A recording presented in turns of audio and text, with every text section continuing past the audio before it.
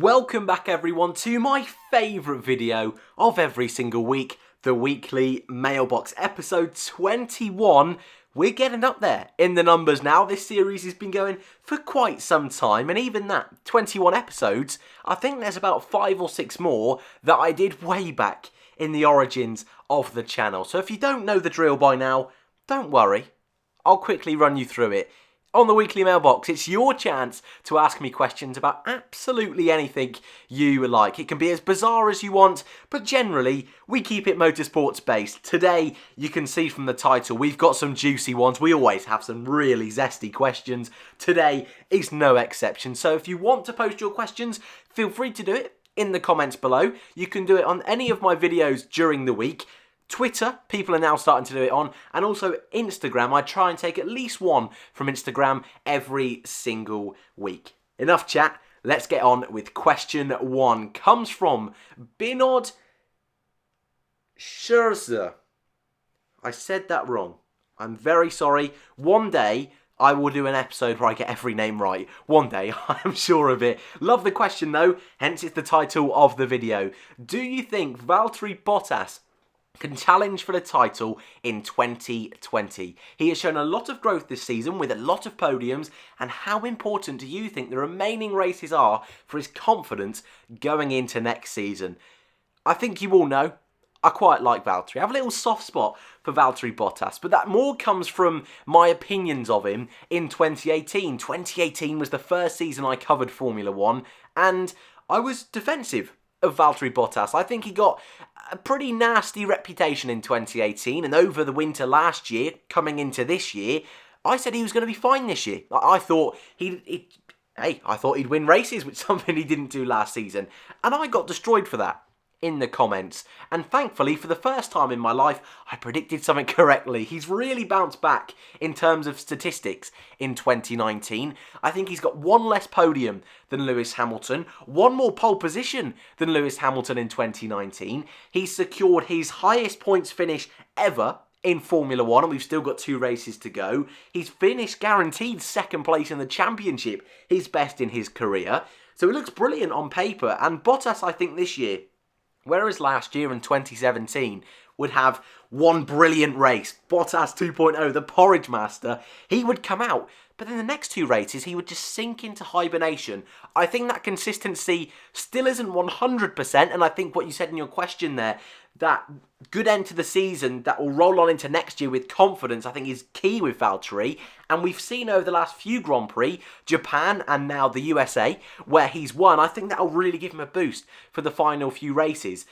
However, in my video the other day, when I was having a look at how good is Lewis Hamilton, actually, the gap between Hamilton and Bottas at the moment is, if the season ended now, it would be actually the biggest gap between the two. And yet, many people believe Bottas has had a giant step up this year. 4 Grand Prix victories, fair enough. That is a bit of a step up than last year, where he didn't pick up a single one.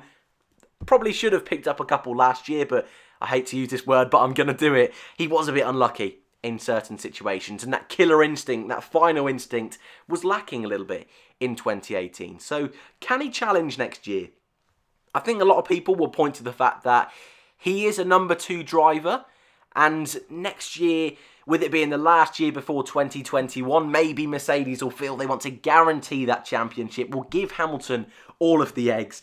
Eggs in the basket is the phrase I was kind of going for there. But I think Bottas has really stepped up this year. I like Valtteri. I think if he shows us the pace he showed at Williams, I don't see why not. Hey, he's taken it down to the final 2 races of this year.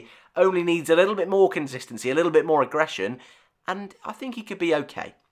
Moving on to question 2, comes from Thomas Hill. Now, I know Mr. Hill has been around for a very long time, in the very early days of the channel, and he's asked this question for a few weeks, and I wanted to fit it in at some point, and I felt today was a really good opportunity. Q&A question: how do you prepare for a video? How do you put one together? And where do you get your photos from? Very straightforward. So, yeah, this is a question that's not really to do with motorsport, but a lot of people are always asking about how I got into YouTube, how I get started, how just to operate, how easy is it? Because I know a lot of you fancy it yourself. First of all, I will say to that, just give it a go. just dive into it. I know a little bit later on this evening, actually, I'm doing a bit of a recording sesh with the F1 debate show for their YouTubers Decoded series. I think that'll be out next week, so keep your eye out for that one. And I think we'll probably talk a little bit deeper about this topic over there. So if you're watching this video a little bit late, feel free to check that out. I'm really looking forward to doing that, actually. I'll leave their link in the description. That's what I'm looking for. But for me, it took me ages to sort out preparation. My God, in the early days, I was all over the shop. It used to take me ages to sort out a video. But I think the key is just practice, doing it over and over. I now know I've got things in place, all my graphics I have ready to go. Just change a few different words, bits and bobs, numbers, all ready to go. So it's very different than when I started, where I had no clue what was going on. But you just find your own knickknacks, your own certain way of doing it. And I've used some strange software before. I've tried some strange things of doing it. I mean, some of my videos have been awful in the past. So I think I'm slowly getting to somewhere that I'm really proud to be. And in terms of photos, in the early days, it was so difficult to get a hold of. But now I'm in an extremely lucky position to be a official Formula E journalist, so they send me videos, they send me photos, and I'm also partnered with the majority of the Formula 1 teams that do the same kind of thing. So in the early days when you're just getting started, if you want to use photos, don't monetize any of your videos and go under free use, fair use. That's how I did it. That's my advice. Anyway, probably not the best advice, but I'll talk a little bit more, I'm sure, over with the F1 debate show next week. I believe that one comes out. Question number 3, back to the Formula 1 kind of things. I know some of you aren't as interested in personal questions or Formula E questions, so back to Formula 1 comes from Mikey Boy from the F1 Fanatics, another Formula 1 YouTuber. Feel free to go check out him. Just starting up is Mikey Boy and the F1 Fanatics, so yeah, check him out if you fancy. He asks, do you think with his recent upturn in form, Vettel has regained more control within Ferrari and will be the main man in 2020? Blimey, these two. What a season they are having. For good and bad reasons, Leclerc and Sebastian Vettel. It was a topic going into 2019 I was so looking forward to. The juicy battle between the young gun and the multiple world champion. And to be honest with you, I think before the season started, I definitely expected it to boil over, to reach melting point, and there to be some real upsets, real dramas, teams splitting apart. But actually, I don't really think that's been the case.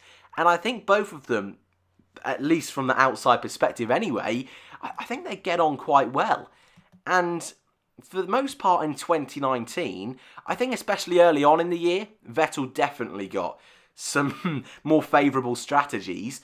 But as of late, that's not really been, I mean, maybe I'm just completely missing out something major, Singapore perhaps, but I don't really think they've needed to pick a number 1 driver. Ferrari have had their own issues behind closed doors with strategy in general, rather than just picking a number 1 driver or number 2 driver. But if they had the car to be champion and they had to just go all in with one driver, you've put me in a difficult situation. I personally feel they are both very close in terms of talent. I really do believe that. And although Leclerc hasn't got that experience, Vettel does have the occasional spin in him. He does crack under pressure occasionally, but hey, 4-time world champion. So I think it'll just be whichever driver after the first 5 races is leading the championship, that's who they'll go for. But it's a brilliant question. Thank you for that one, Mike. Moving on to question 4. It's been on your screen for a couple of seconds. Comes from Max77. I never want to see Roman crash. Yeah, you and me both, mate. Only to succeed. However, love the name Crashmaster. I think we all do. That's a good name for Roman. Do you think he is aware of his nickname? If so, does he hate it or love it? Now, you might listen to this question and think, why has he chose this question? This is such a bizarre question. But when I see a question about my boy Roman, I'm going to have to answer it. That's also not the case. I don't want to be spammed with Grosjean questions, thank you very much. But it is a good way of getting my attention. If I'm honest, I think he probably is aware of his reputation in Formula 1. A little bit like Maldonado, I'm sure he was aware of his reputation in Formula 1. I mean, even just at the track, I'm sure there's plenty of signs that the drivers see, memes on the internet. It's impossible these days, surely it is, to stay away unless they're completely away from social media. And I'm aware Grosjean's got accounts because I follow them. So, look, I wanted to include this question mainly because it's all fun and games, a lot of these things, but drivers like Grosjean, he has been, and I've got to respect him for this, and it is one of the reasons I really like Romain Grosjean, is how open he was about 2012 and about some of the mental health issues that he had during 2012 and the backlash he got from the media, from fans. And so I think to be able to go through that, and even last year, don't get me wrong, I think he was lucky to keep his seat for 2019, but the mental strength he must have to be able to go through all of this crash master, constant 2012, constantly being reminded he's the worst driver on the grid. Of course, I don't believe that, but many people do believe that. I imagine it's not easy. So I just wanted to leave this question in to just show a little respect for my boy Roman. I don't do that often enough. Sometimes I find myself running away from defending Roman, but I like this question, and I just wanted to leave that in there. But a more juicy question. The final question, the audience question, the one you get to leave your answer in the comments below for. Of course you can do it for any question. That's not me controlling you, but for any question you can. But this is especially designed for the audience, for you, the viewer, to give me your opinion. So, comes from Poop Jeff. Interesting name. What was the best Formula 1 season you've witnessed? And what is your favourite season? Two slightly different questions. And I imagine for the majority of us, or the majority of you anyway, 2012 is going to be a very, very popular answer. I'd love to go with 2012. 2012 was a brilliant season. 7 different winners in the first 7 races. And Christ, one of them was in a Williams. So it's not a bad season.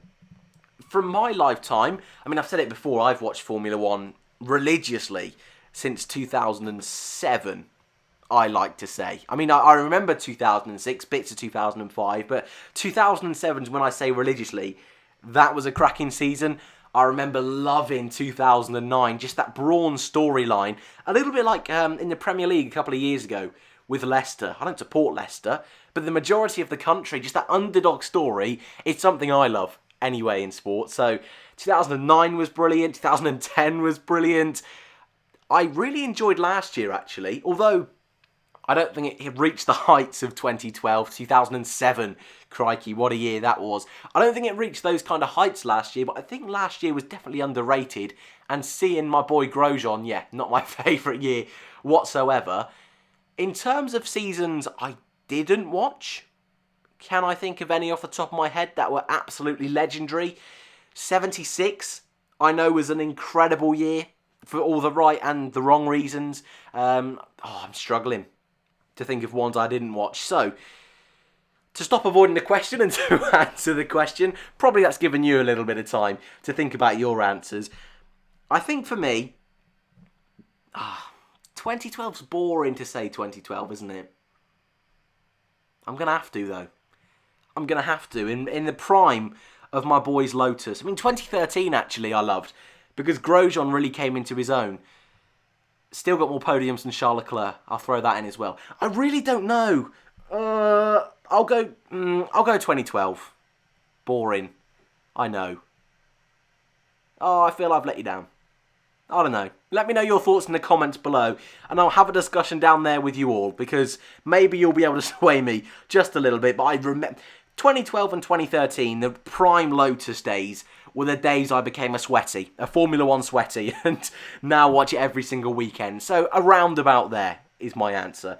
I'll stop waffling now. I'll leave it there. Thank you very much for watching. Of course, if you have a question for next week's episode, throw it in the comments below. Subscribe if you're new and you've made it this far, and I hope to see you in the next one.